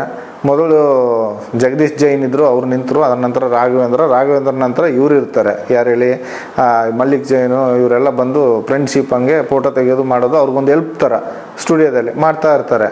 ಇವ್ರು ಮಾಡ್ತಾ ಇರೋದು ಕೆಲವೊಂದು ರಸೀದಿಯಲ್ಲಿ ಹೆಸರು ಬರೆಯದೆ ಡೈರೆಕ್ಟಾಗಿ ಅವ್ರಿಗೆ ಕಳಿಸ್ಬಿಡೋದು, ಮತ್ತು ಅದರಲ್ಲಿ ಸ್ವಲ್ಪ ಹಣ ಉಳಿಸೋದು. ಆ ಹಣದಲ್ಲಿ ಅನ್ನಪೂರ್ಣ ಹೋಟ್ಲಿಂದ ನಮ್ಮ ಕೈಲಿ ತರಿಸೋದು, ಏನು ಬಜ್ಜಿ ಬೋಂಡ ಅದು ಇದು ತರಿಸೋದು. ಅಲ್ಲಿ ಜೈನರ ಗೆಸ್ಟ್ ಹೌಸ್ ಆಗಿದೆ ಬೆಟ್ಟದ ಹಿಂದೆಗಡೆ, ಅದರಲ್ಲಿ ಕೂತ್ಕೊಂಡು ತಿನ್ನೋದು, ನಮಗೂ ಕೊಡ್ತಿದ್ರು, ನಾವೆಲ್ಲ ಒಟ್ಟಿಗೆ ತಿಂತಿದ್ವಿ. ಹೀಗೆ ಮಾಡ್ತಾ ಇರ್ಬೇಕಾದ್ರೆ ಇವೇನು ಮಾಡೋದು, ಹೆಣ್ಮಕ್ಳು ಅಡ್ರೆಸ್ ಎಲ್ಲ ಅದರಲ್ಲಿ ಇರ್ತದೆ ನೋಡಿ. ಒಳ್ಳೊಳ್ಳೆ ಹುಡುಗಿಯರು ಬಂದರೆ ಆ ಫೋನ್ ನಂಬರ್ಗೆ ಫೋನ್ ಮಾಡೋದು, ಚುಡಾಯಿಸೋದು, ಪೋಸ್ಟ್ ಮಾಡಿದ್ದೀವಿ ಹಾಗೆ ಹೀಗೆ ಅಂತೆಲ್ಲ ಮಾಡೋದು, ಹೆಂಗಸ್ರ ಹತ್ರ ಫೋನ್ ನಂಬರ್ ಕಲೆಕ್ಟ್ ಮಾಡೋದು, ಇದೆಲ್ಲ ಮಾಡ್ತಾ ಇದ್ದ. ಅದು ನಮ್ಗೆ ಗೊತ್ತಿದ್ದ ವಿಷಯ. ಅದ್ರ ನಂತರ ಬೆಟ್ಟದಲ್ಲಿ ಒಳ್ಳೆ ಹುಡುಗಿಯರು ಬಂದರೆ ಅವರನ್ನು ಲೈನ್ ಹಾಕೋದು. ಲೈನ್ ಅಂದರೆ ಚುಡಾಯಿಸೋದು, ಚೀಟಿಯಲ್ಲಿ ಇವ್ರ ಫೋನ್ ನಂಬರ್ ಬರೆಯೋದು, ಹುಡುಗಿಯರ ಹತ್ರ ಬಿಸಾಡೋದು, ಹೀಗೆಲ್ಲ ಮಾಡೋದು. ಈ ಕಡೆ ಸ್ಟೆಪ್ನಿಂದ ಕೆಳಗಡೆ ಇಳ್ಕೊಂಡು ಹೋಗೋದು, ಕೆಳಗಡೆಯಿಂದ ಬೇರೆ ಹುಡುಗಿ ಬಂದರೆ ಆ ಹುಡುಗಿಯನ್ನು ಫಾಲೋ ಮಾಡ್ತಾ ಮೇಲೆ ಬರೋದು, ಇದೇ ಕೆಲಸ ದಿನನಿತ್ಯ. ಇವರು ಇನ್ನೊಂದು ಹೇಳ್ಬೇಕಂದ್ರೆ ಸಂತೋಷ್ ರಾವ್ನ ಹಿಡ್ಕೊಟ್ವಿ ಅಂತ ಹೇಳ್ತಾರೆ. ಹಿಡ್ಕೊಡೋಕ್ಕೆ ಇವ್ರಿಗೆ ಅರ್ಹತೆ ಇಲ್ಲ. ಕಾರಣ ಅಂದರೆ ಬಾಹುಬಲಿ ಬೆಟ್ಟದಲ್ಲಿ ಇವರಿಗೆ ಜಾಬೇ ಇಲ್ಲ. ಇವರ ಕೆಲಸ ಕಚೇರಿಯಲ್ಲಿ. ಇತ್ತೀಚೆಗೆ ಅವರ ತಂದೆ ತೀರಿದ್ರು. ತಂದೆ ತೀರಿದ ನಂತರ ತಂದೆ ಕೆಲಸವನ್ನು ಅವರಿಗೆ ಕಚೇರಿಯಲ್ಲಿ ಕೊಟ್ಟರು. ಕಚೇರಿಯಿಂದ ಅವರ ಕೆಲಸ ಆ ಕಡೆ ದೇವಸ್ಥಾನದ ಕಡೆ. ಬಾಹುಬಲಿ ಬೆಟ್ಟಕ್ಕೆ ಅವರು ಕಾಲಿಡುವ ಅಗತ್ಯ ಇರೋದಿಲ್ಲ. ಮಾಹಿತಿ ಕಚೇರಿ ಸಿಬ್ಬಂದಿ ಮಾತ್ರ ಅದನ್ನು ಸುತ್ತುವರಿದು ನೋಡಿ ಬಾಗಿಲು ಹಾಕೊಂಡು ಬೀಗ ಹಾಕೊಂಡು ಬರೋದು ಮಾಹಿತಿ ಕಚೇರಿ ಅವರ ಕೆಲಸ. ಇವರು ಆ ದಿವಸ ಹಿಡ್ಕೊಡ್ಲಿಕ್ಕೆ ಅಂತ ಉದ್ದೇಶಕ್ಕಂತಲೇ ಅವರು ಅಲ್ಲಿಗೆ ಹೋಗಿದ್ದಾರೆ. ಇವರೇ ಹಿಡ್ಕೊಟ್ಟಿದ್ದಾರೆ ಸಂತೋಷ್ ರಾವನ್ನು, ಇವರೇ ಹಿಡ್ಕೊಟ್ಟದ್ದು. ಕಾರಣ ಕೇಳ್ತಾರೆ, ನನ್ನ ಕರ್ತವ್ಯ, ನಾನು ಬಾಹುಬಲಿ ಬೆಟ್ಟವನ್ನು ಸುತ್ತುವರೆದು ಬಂದು ನಾನು ಚೆಕ್ ಮಾಡಿ ಬೀಗ ಹಾಕಿ ಹೋಗುವಂಥ ಟೈಮ್ನಲ್ಲಿ ಇವನನ್ನು ನೋಡಿದೆ, ನಾನು ಹಿಡಿದು ಕೊಟ್ಟೆ ಅಂತ ಹೇಳ್ತಾರೆ. ಆದರೆ ಇವರಿಗೆ ಅಲ್ಲಿ ಬಾಹುಬಲಿ ಬೆಟ್ಟದಲ್ಲಿ ಒಂದು ದಿನವೂ ಆ ಕೆಲಸ ಇಲ್ಲ. ಸ್ಟುಡಿಯೋಕ್ಕೆ ಹೋದರೆ ಫೋಟೋ ತೆಗೆದ್ರೆ ಹೋಗಿದ್ರೆ ಅದರಿಂದ ನಿಂತು ಅವರ ಕೆಲಸ. ಆ ನಂತರ ಈಗ ಅವರ ತಂದೆ ಕೆಲಸ ಕಚೇರಿಯಲ್ಲಿ ಬಂದ ನಂತರ ಅವರಿಗೆ ಬಾಹುಬಲಿ ಬೆಟ್ಟದಲ್ಲಿ ಅರ್ಹತೆಯೇ ಇಲ್ಲ, ಅಲ್ಲಿಗೆ ಹೋಗುವ ಅರ್ಹತೆಯೇ ಇಲ್ಲ. ಕಾರಣ ಬೆಟ್ಟದಲ್ಲಿ ಡ್ಯೂಟಿ ಮಾಡುವವರು ಬೇರೆ, ಇವರೇ ಬೇರೆ. ಇವರು ಕಾರಣಾಂತರದಿಂದ ಅಲ್ಲಿಗೆ ಹೋಗಿದ್ದಾರೆ. ಅಲ್ಲಿ ಯಾಕೆ ಹೋದ್ರು, ಯಾಕೆ ಹಿಡಿದ್ರು ಗೊತ್ತಿಲ್ಲ. ಆದರೆ ಇವರು ಹೇಳೋದು ಒಂದೇ ಕಾರಣ, ನನ್ನ ಡ್ಯೂಟಿ ಅಂತ ಹೇಳ್ತಾರೆ. ಇವರ ಡ್ಯೂಟಿ ಸತ್ಯ ಅಲ್ಲ, ಇವರ ಡ್ಯೂಟಿಯೇ ಅಲ್ಲ. ಧರ್ಮಸ್ಥಳದ ಬೆಟ್ಟದ ಮೇಲೆ ಇವರಿಗೆ ಅಲ್ಲಿ ಜಾಗನೇ ಇಲ್ಲ. ಆದರೆ ಹಾಗಾದರೆ ಡೈಲಿ ಅಲ್ಲಿ ಬೀಗ ಹಾಕಬೇಕಲ್ಲ ಇವರು ಹೋಗಿ, ಯಾಕೆ ಹಾಕೋದಿಲ್ಲ? ಡೈಲಿ ಬೀಗ ಹಾಕೋದಿಲ್ಲ. ಇನ್ನೊಂದು ಧೀರಜ್ ಕಿಲ್ಲ ಅಂತ ಹೇಳ್ತಾರೆ ಅವರು, ಧೀರಜ್ ಕಿಲ್ಲ, ಧೀರಜ್ ಜೈನ್ ಅಂತ ಹೇಳ್ತಾರೆ. ಅವರು ವಿಷಯ ಹೇಳ್ಕೊಳ್ಳೋದಾದರೆ, ಅವರು ಬಾಹುಬಲಿ ಬೆಟ್ಟದಲ್ಲಿ ಹೆಚ್ಚು ಬರೋದು ಕಮ್ಮಿ, ಅವರು ಆ ಕಡೆ ಎಲ್ಲ ತಿರುಗಾಟ ಕಮ್ಮಿ. ಹೆಚ್ಚಾಗಿ ಹರ್ಷೇಂದ್ರ ಹೆಗ್ಡೆ ಅಂತಾರಲ್ಲ, ವೀರೇಂದ್ರ ಹೆಗ್ಡೆ ಅವರ ತಮ್ಮನ ಮಗ ನಿಶ್ಚಲ್ ಜೈನ್, ಅವರ ಒಟ್ಟಿಗೆ ಆಟ ಆಡ್ಕೊಂಡು ಓಡಾಡ್ಕೊಂಡು ಅವರೊಟ್ಟಿಗೆ ಇರುವಂಥದ್ದು. ಇವರ ಒಟ್ಟಿಗೆ ಇವರು ಕಲೆಕ್ಷನ್ ಇಟ್ಕೊಂಡದ್ದು ಯಾರು, ಉದಯ್ ಜೈನ್ ಮತ್ತು ಮಲ್ಲಿಕ್ ಜೈನ್ ಕಲೆಕ್ಷನ್ ಇಟ್ಕೊಂಡದ್ದು. ಇವರು ಅವರೊಟ್ಟಿಗೆ ಓಡಾಡಿಕೊಂಡು ಒಡನಾಟದಲ್ಲಿ ಇದು ಮಾಡ್ಕೊಳ್ತಾರೆ. ಹೊರಗಿನ ಪ್ರಪಂಚಕ್ಕೆ ಅವರು ಕಾಣಿಸ್ಕೊಳ್ಳೋದಿಲ್ಲ, ಒಳಗಿನ ಪ್ರಪಂಚಕ್ಕೆ ಅವರು ಇರ್ತಾರೆ ಇವರೊಟ್ಟಿಗೆ.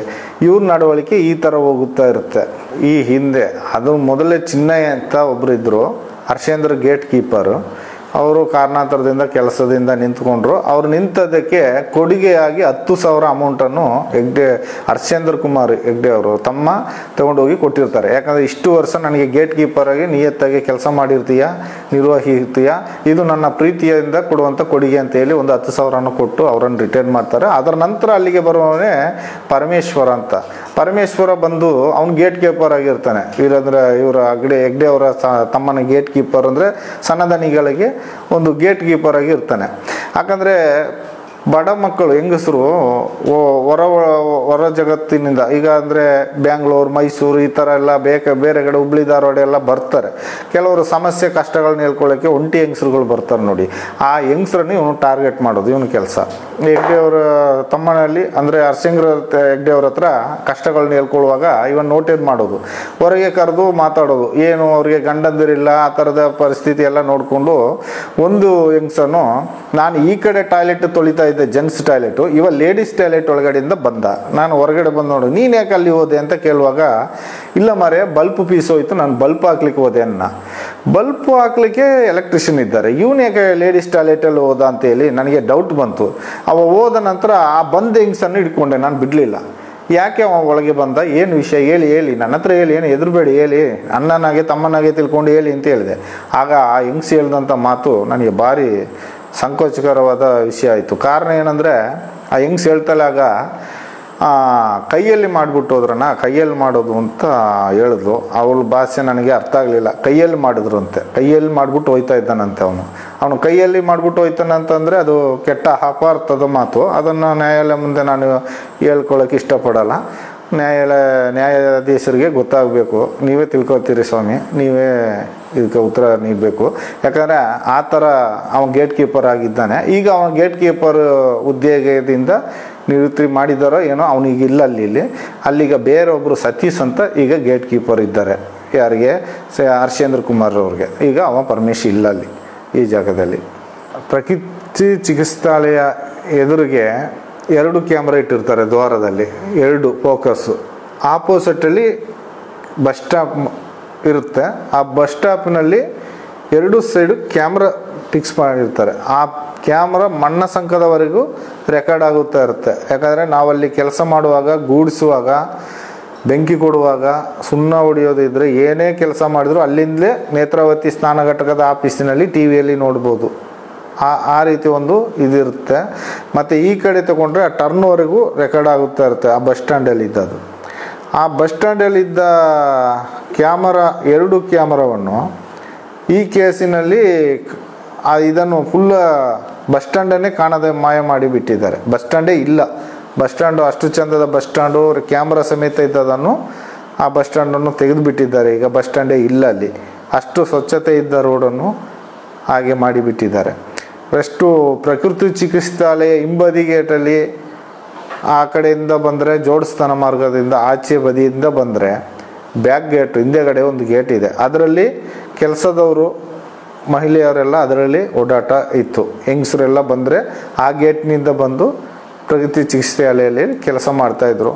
ಅದನ್ನು ಆ ಮಾರ್ಗದಲ್ಲಿ ಮುಖ್ಯವಾದವರು ಅಂದರೆ ಧೀರಜ್ ಕಿಲ್ಲಾ ಇರ್ಬೋದು, ಮಲ್ಲಿಕ್ ಜೈನ್ ಇರ್ಬೋದು, ಉದಯ್ ಜೈನ್ ಇರ್ಬೋದು, ಅವರೆಲ್ಲ ಅಲ್ಲಿ ಆ ಕಡೆ ಮನೆ ಪಕ್ಕ ಇರೋದ್ರಿಂದ ಆ ಕಡೆಯಿಂದ ಬರ್ತಾ ಹೋಗ್ತಾ ಇದ್ದರು. ಆ ಗೇಟನ್ನು ಈ ಕೇಸ್ ಆದ ನಂತರ ಅದನ್ನು ಕ್ಲೋಸ್ ಮಾಡಿಬಿಟ್ರು. ಈ ಕೇಸು ಬಂದ ತಕ್ಷಣವೇ ಆ ಗೇಟನ್ನು ಅಲ್ಲಿ ಕ್ಲೋಸ್ ಮಾಡಿದರು. ಅಲ್ಲಿ ಬೀಗ ಹಾಕಿ ಒಂದು ಜಂಕ್ ಸೀಟನ್ನು ಇಟ್ಟುಬಿಟ್ರು. ಆ ಗೇಟಿನ ಎದುರುಗಡೆ ಒಂದು ಮನೆ ಇದೆ.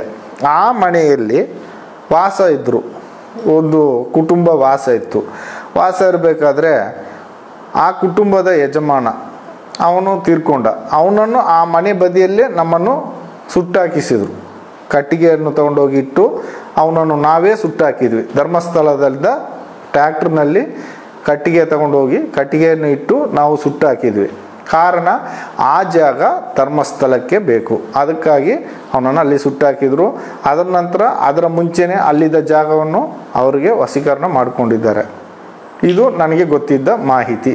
ಒಂದಿನ ನಾನು ಊರಿಗೆ ಹೋಗಿದ್ದೆ, ನಡುರಾತ್ರಿ ಬಾಲಕೃಷ್ಣ ಮ್ಯಾನೇಜರ್ ಫೋನ್ ಮಾಡಿ, ಎಲ್ಲಿ ಹೋಗಿದ್ದೆ, ಎಲ್ಲಿ ಸತ್ತಿದ್ದೀನಿ ನೀನು ಮಾರೆ, ಇಲ್ಲಿ ಎರ ಬಿದ್ದರೆ ತೆಗಿಲಿಕ್ಕೆ ಜನ ಇಲ್ಲ, ನಾಯಿ ಸತ್ರ ತೆಗಿಲಿಕ್ಕೆ ಜನ ಇಲ್ಲ, ಕಸ ಗುಡಿಸೋರು ಯಾರು, ನಿನ್ನ ಇಷ್ಟಕ್ಕೆ ರಜೆ ಮಾಡಿ ಹೋದರೆ ಯಾರು ಕೇಳಿ ರಜೆ ಮಾಡಿದೆ ಅಂತ ಕೇಳಿದರು.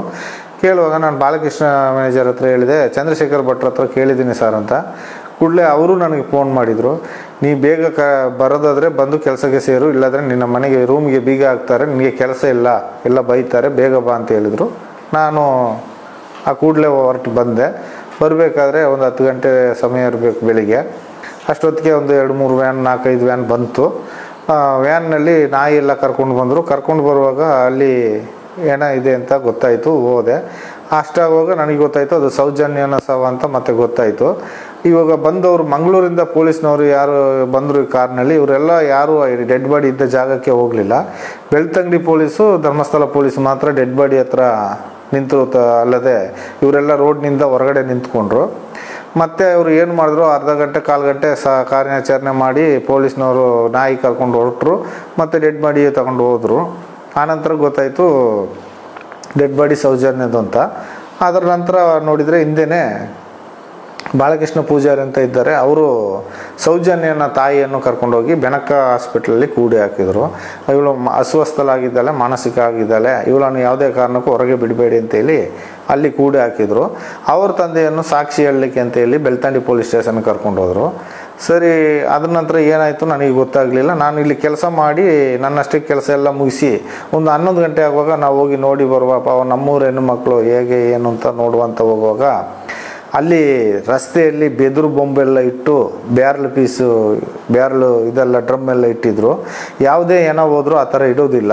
ಈ ಹೆಣಕ್ಕೆ ಮಾತ್ರ, ಈ ಡೆಡ್ ಬಾಡಿ ಕೊಂಡೋಗುವಾಗ ಮಾತ್ರ ಆ ಥರ ಇಟ್ಟಿದ್ದಾರೆ. ಮತ್ತು ಅಲ್ಲಿ ಹೋಗಿ ನೋಡುವಾಗ ಗಿನ್ನಡಿ ಎಲ್ಲ ಬಂದಾಗಿದೆ, ಕನ್ನಡಿ ಸಮೇತ ಓಪನ್ ಇಲ್ಲ. ಸರಿ, ನಾವು ನೋಡುವಾಗ ಅಲ್ಲಿ ರೂಮ್ ಬಾಯ್ನವರು 4-5 ಜನ ಇದ್ದಾರೆ, ಮತ್ತು ಧರ್ಮಸ್ಥಳ ಪೊಲೀಸೇ ಅಲ್ಲಿ ಇದ್ದರು. ನಾನು ನೋಡಿಕೊಂಡು ನನ್ನಷ್ಟಿಗೆ ಬಂದೆ. ಯಾಕಂದರೆ ನಾನು ಎಣ್ಣೆ ತೆಗೆಯೋದ್ರಿಂದ ನನ್ನನ್ನು ಏನು ಕೇಳಲಿಲ್ಲ, ನನ್ನಷ್ಟಿಗೆ ಹೋಗಿ ಬಂದೆ. ಹಾಗೆ ಸ್ವಲ್ಪ ಸಮಯ ಹೋಗ್ತಾ ಒಂದು ಸ್ವಲ್ಪ ದಿನಗಳು ಹಾಗೆ ದಿನ ಕಳೆದ ಹೋಗ್ತಾ ಇದ್ದಂಗೆ ರವಿ ಪೂಜಾರಿ ಸ್ವಲ್ಪ ಎಣ್ಣೆ ಹಾಕ್ಕೊಳ್ತಾ ಇದ್ದ. ಎಣ್ಣೆ ಹಾಕ್ಕೊಂಡು ಅವನಷ್ಟಕ್ಕೆ ಅವನು ಸ್ವಲ್ಪ ಮಾತಾಡಿ, ಅದು ಏನು ಅಂದರೆ ಭಯನಟದಲ್ಲಿ ಸ್ವಲ್ಪ ಭಯಭೀತಿ ಬಿದ್ದಿದ್ದ, ಮುಖ ಎಲ್ಲ ಭಯಭೀತಿ ಇತ್ತು.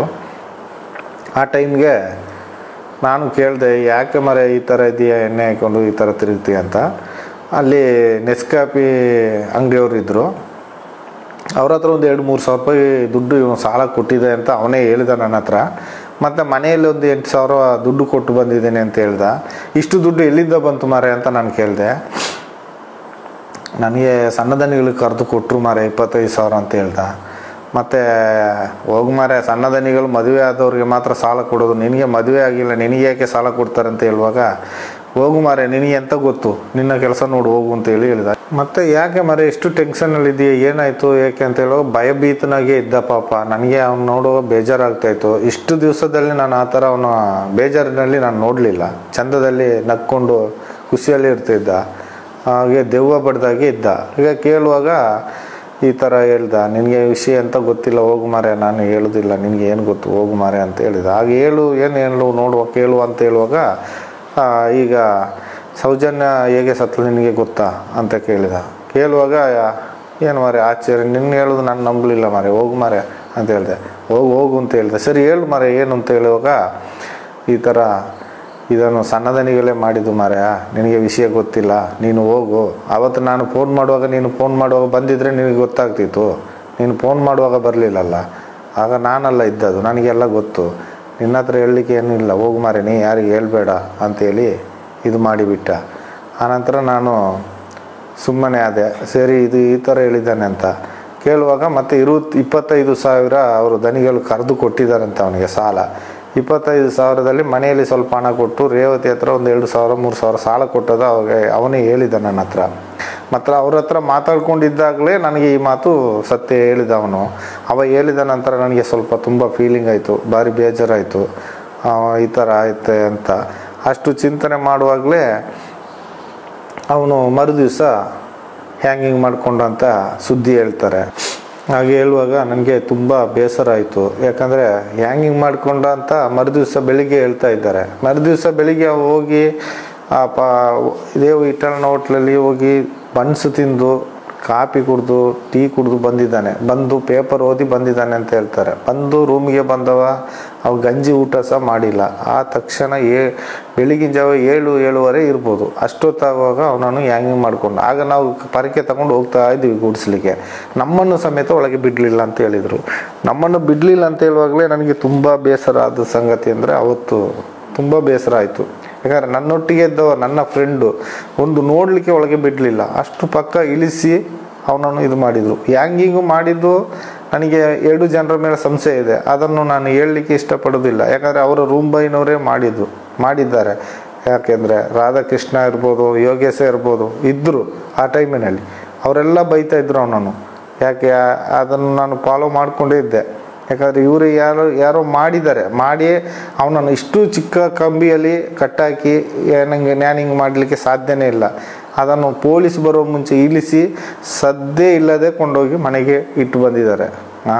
ಹಾಗೆ ಮಾಡಿ ಅವನ ಸದ್ದೇ ಇಲ್ಲ, ಅವನ ಏನಾದ ಹೇಗೆ ಮಾಡಿದ್ರು ಎಂಥದ್ದು ಸದ್ದೆ ಸುಳಿವೇ ಇಲ್ಲದಾಗೆ ಮಾಡಿಬಿಟ್ರು. ಅವನು ಸತ್ತ ನಂತರ ನನಗೆ ತುಂಬ ಬೇಸರ ಆಯಿತು. ಅದೇ ದುಃಖದಲ್ಲಿ ನನಗೆ ಭಯ ಬರಲಿಕ್ಕೆ ಕಾರಣ. ಈಗ ಅಷ್ಟು ಒಂದು ರೂಮ್ ಬಾಯನ್ನು ಹೊರಗಡೆ ಕಾಡಿನಲ್ಲೋ ಅಲ್ಲ ನದಿ ತೀರದಲ್ಲೋ ಕಾಲು ಜಾರಿ ಬಿದ್ದು ಸತ್ತ ಅಂತಂದರೆ ನಾವು ನಂಬೋದು. ಇದು ಅವನು ಮಲಗುವ ಕೋಣೆಯಲ್ಲೇ ಹ್ಯಾಂಗಿಂಗ್ ಮಾಡ್ಕೊಂಡು ಸಾಯ್ತಾನೆ ಅಂದರೆ ಹಾಡಗಳಲ್ಲಿ ಯಾರು ನಂಬಲಿಕ್ಕೆ ಸಾಧ್ಯ ಇಲ್ಲ. ಈಗ ಕತ್ಲೆಗಾದರೆ ನಿದ್ದೆ ಮಾಡುವಾಗ ಸಾಯ್ತಾನೆ ಅಂತ ಹೇಳ್ಬೋದು, ಏನಾದರೂ ಒಂದು ಕಾರಣ ಹೇಳ್ಬೋದು. ಹಾಡು ಹಗಲಲ್ಲಿ 7-7:30 ಗಂಟೆಗೆ ಅವನು ಹ್ಯಾಂಗಿಂಗ್ ಮಾಡ್ತಾನೆ. ಅದು ಟಿಫನ್ ಮಾಡ್ಕೊಂಡು ಹೋಗಿ ಹ್ಯಾಂಗಿಂಗ್ ಮಾಡ್ತಾನೆ ಹಂಗಂತೇಳಿ ಪ್ರಚಾರ ಮಾಡ್ತಾರೆ ಹ್ಯಾಂಗಿಂಗ್ ಮಾಡಿದ್ದಾನಂತ. ನಾನು ಹೇಳ್ತೀನಿ ಸತ್ಯವಾಗಿ ಅವನು ಹ್ಯಾಂಗಿಂಗ್ ಮಾಡುವಂಥ ಪರಿಸ್ಥಿತಿಯೇ ಇಲ್ಲ. ಅಷ್ಟು ಒಳ್ಳೆಯ ಹುಡುಗ. ಈ ವಿಷಯ ಹೊರಗೆ ಬಂದ ತಕ್ಷಣವೇ ಅವನನ್ನು ಕೊಂದಾಕಿಬಿಟ್ರು. ಹೀಗೆ ಕೆಲವು ಸಾಕ್ಷಿಗಳನ್ನು ಕೊಂದಾಕಿಬಿಟ್ಟಿದ್ದಾರೆ, ಕೆಲವೊಂದು ಜನರನ್ನು ಸಾಯಿಸಿಬಿಟ್ಟಿದ್ದಾರೆ, ಸಸ್ಪೆನ್ಸಲ್ಲೇ ಮುಗಿಸಿಬಿಟ್ಟಿದ್ದಾರೆ. ಇದು ನಮಗೆ ಅರಿವಾಯಿತು, ಇದರ ಅರಿವಾಯಿತು. ಇನ್ನು ನಮ್ಮನ್ನು ಕೊಲ್ಲಲಿಕ್ಕೆ ಹೆಚ್ಚು ದಿನ ಇಲ್ಲ. ನಾವು ಬದುಕಿದರೆ ಎಲ್ಲಿಯಾದರೂ ಭಿಕ್ಷೆ ಎತ್ತು ಬದುಕುವ. ಈ ಧರ್ಮಸ್ಥಳದ ಅನ್ನಧರ್ಮನ ಇಲ್ಲಿಗೆ ಮುಗೀತು ಅಂತೇಳಿ ತೀರ್ಮಾನ ಮಾಡಿದ್ವಿ. ನಾವು ಅಲ್ಲಿಗೆ ಊರು ಬಿಡಲಿಕ್ಕೆ ರೆಡಿಯಾಗಿದ್ವಿ. ನಾನೀಗ ಕೇಳ್ಕೊಳ್ಳೋದೇನೆಂದರೆ ಮಾನ್ಯ ಮುಖ್ಯಮಂತ್ರಿಗಳಿಗೂ ಮಾನ್ಯ ನ್ಯಾಯಪೀಠ ದೇವರುಗಳಿಗೂ ಒಂದೇ ವಿಶೇಷವಾಗಿ ಪೊಲೀಸ್ ಅಧಿಕಾರಿಗಳಿಗೂ ನಾನೊಂದು ಬೇಡಿಕೆ ಏನೆಂದರೆ, ಇದುವರೆಗೂ ನಾನು ಊತಾಕಿದ ಹೆಣಗಳನ್ನು ಪೊಲೀಸರಿಗೆ ಗಮನಕ್ಕೆ ಇಲ್ಲದೆ ಊತಾಕಿದ ಹೆಣಗಳನ್ನು ನನಗೆ ರಕ್ಷಣೆ ಕೊಟ್ಟು ನೀವು ನೋಡಿದರೆ ಸ್ವಾಮಿ, ನಾನು ದಯವಿಟ್ಟು ಅದನ್ನೆಲ್ಲ ನಾನು ತೆಗೆದು ತೋರಿಸ್ಬಿಡ್ತೇನೆ. ಆದರೆ ಅಡ್ರೆಸ್ಸು ವಿವರ ಏನೂ ಇಲ್ಲದೆ ಊತಾಕಿದ ಹೆಣಗಳು ಆ ಆತ್ಮಗಳಿಗಾದರೂ ಶಾಂತಿ ಸಿಗ್ಬೋದು ಅಂತ ನಾನು ಮನಸ್ಸಲ್ಲಿ ನೆನೆಸ್ಕೊಂಡಿದ್ದೇನೆ. ಇನ್ನು ಮೇಲಾದರೂ ದಯವಿಟ್ಟು ಇದೊಂದು ಅವಕಾಶ ಮಾಡಿಕೊಡಿ ಸ್ವಾಮಿ. ಯಾಕಂದರೆ ನನ್ನ ಮನಸ್ಸಲ್ಲಿ ವೇದನೆ ಆಗಿದೆ. ಯಾಕಂದರೆ ನನ್ನ ಫ್ರೆಂಡನ್ನು ಕಳ್ಕೊಂಡೆ, ನನ್ನ ಜೀವ ಉಳಿದಿರೋದು ಹೆಚ್ಚಿನ ವಿಷಯ. ಇನ್ನು ಗೊತ್ತಾದರೆ ನನ್ನನ್ನು ಕೊಲ್ಲಲಿಕ್ಕೆ ರೆಡಿ ಇದ್ದಾರೆ. ನಾನು ಅದರಿಂದಲೇ ಈ ಬೇಡಿಕೆ ನಿಮ್ಮ ಮುಂದೆ ಇಟ್ಟಿದ್ದೇನೆ. ನನಗೆ ರಕ್ಷಣೆ ಕೊಟ್ಟು ನೀವು ದಯಮಾಡಿ ನನಗೊಂದು ಉಪಕಾರ ಮಾಡಿದರೆ ನಾನು ಎಲ್ಲೆಲ್ಲಿ ಹೆಣ ಊತಾಕಿದ್ದೀನೋ ಅಷ್ಟು ಹೆಣಗಳನ್ನು ನಾನು ತೆಗೆದು ತೋರಿಸ್ತೇನೆ. ನೀವು ಆ ಉಳಿದ ಈಗ ಹೆಣಗಳು ಕಮ್ಮಿ ಆಗಿದೆ, ಈಗ ಹೆಣಗಳೇ ಬೀಳೋದಿಲ್ಲ ಅಂತ ಹೇಳಿದ್ದಾರೆ. ಅದು ಸಂತೋಷದ ಸುದ್ದಿ. ಆದರೆ ಇದ್ರ ಮುಂಚೆ ನಾವು ಊತಾಕಿದ ಹೆಣಗಳಿಗೆ ನಾನು ಪ್ರಾಯ ಪರಿಸ್ಥಿತಿ ಬೇಡ್ಕೊಳ್ತಾ ಇದ್ದೀನಿ. ಇದೊಂದು ಉಪಕಾರ ಮಾಡಿಕೊಡಿ ಸ್ವಾಮಿಗಳೇ. ಇದೇ ನಾನು ಬೇಡ್ಕೊಳ್ಳೋದು, ಕೊನೆಯಾಗಿ ನಾನು ಬೇಡ್ಕೊಳ್ತಾ ಇದ್ದೀನಿ ನಿಮ್ಮ ಹತ್ರ. ಯಾಕಂದರೆ ಕೊನೆಯ ಆಸೆ ಇದು. ನಾನು ಇನ್ನು ಎಷ್ಟು ದಿವಸ ಬದುಕ್ತೀನಿ ಅಂತ ಗೊತ್ತಿಲ್ಲ. ನನ್ನ ಯಾವುದೇ ಕುಟುಂಬಗಳಿಗೆ ಆಗಲಿ, ನನ್ನ ಸ್ವಂತ ಜನಗಳಿಗಾಗಲಿ, ನನ್ನ ಅಣ್ಣ ತಮ್ಮಂದಿರ ಅಕ್ಕ ತಂಗಿ ಇರ್ಬೋದು, ನನ್ನ ಯಾವುದೇ ಒಂದು ಜೀವ ಹಾನಿ ಆದರೆ ಧರ್ಮಸ್ಥಳ ಮೇಲ್ವಿಚಾರಕರೇ ನನ್ನ ಮೇಲೆ ಹಲ್ಲೆ ಮಾಡಿ ಕೊಳ್ತಾರಲ್ಲದೆ ಬೇರೆ ಯಾರು ನನ್ನ ಜೀವಕ್ಕೆ ಹೊಣೆಗಾರಿಕೆ ಇಲ್ಲ. ಇದು ನನ್ನ ಮನಸ್ತೃಪ್ತಿಯಾಗಿ ಮನಸ್ಫೂರ್ತಿ